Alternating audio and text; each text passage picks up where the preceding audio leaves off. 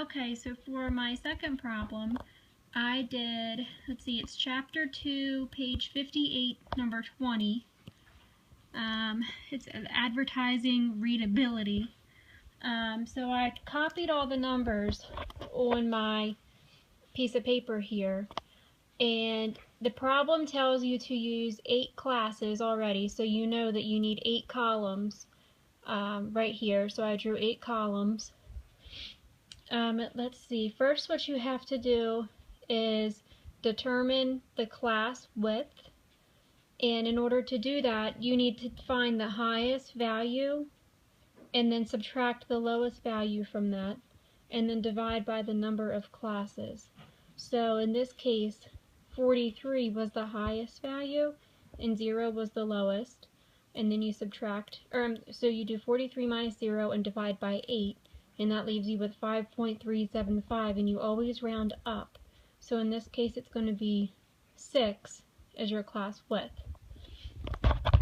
So here you determine your class width by doing that, and then when you fill out your frequency distribution table, you start out by putting the lowest value here, and then instead of adding 6 and starting here, you go 0, 6, 12, 18, and so on, and you just keep adding 6 until you get to the bottom. So let's see, first you do 0, 6, 12, 18, and then once you're done all that, you go in and you fill in the rest of the numbers.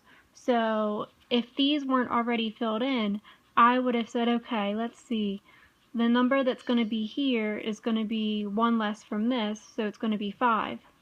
So you fill all those in all the way up to the end, and all of these numbers should cover everything that's in your list of values. So that's how you get your class width and determine what numbers are in these columns. So for the frequency, the easiest way for me to do this is to tally up the numbers. Like I'll start at 34, and then I'll put a tally down here, and then I'll cross that off, and then I'll go to 21 and put a tally here and cross that off, and keep going on and on until all these numbers are done. I did try a method where, you know, I would look for numbers 0 through 5 and just go through and cross them all off, but for me that didn't work out that well. I would, you know, miss a number here or there, and it wasn't as effective as just crossing off a number at a time and putting the tally here. But that's what works for me. So I know right here there are a total of 55 numbers, so whenever I'm done the frequency chart, I always go back and I add all these up to make sure that I did get a total of 55, just so I knew that I did have the correct number. Otherwise that's going to screw up all of your answers. Okay, so for your class boundaries, this one's simple. All you have to do is go back to your class widths here, and you subtract 0.5 from this number, and you add 0.5 to this number. So your lower value, you deduct half, and then your higher value, you add a half. So for like this case, you'd be at 35.5 to 41.5, which right here you can see that. So let's see, class midpoints is next. For your class midpoints, what you have to do is add together both of these numbers and then divide by 2. So here we added 11 and 6 and got 17, and divide by 2 and we'll get 8.5. And keep doing the whole thing for all of these numbers, and that's what your midpoint is. That's the even number in between your class widths.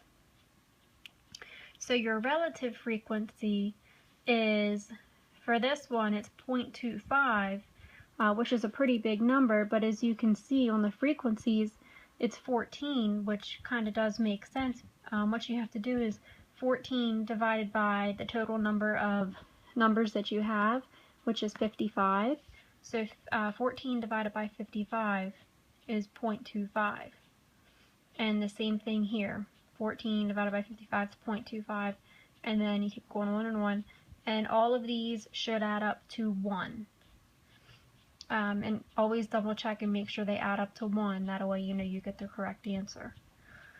And then for your cumulative frequency, basically what you do is you start up here and you add up the total number of frequencies. So for this one, it's 14. It's always going to be the first number on the frequency side.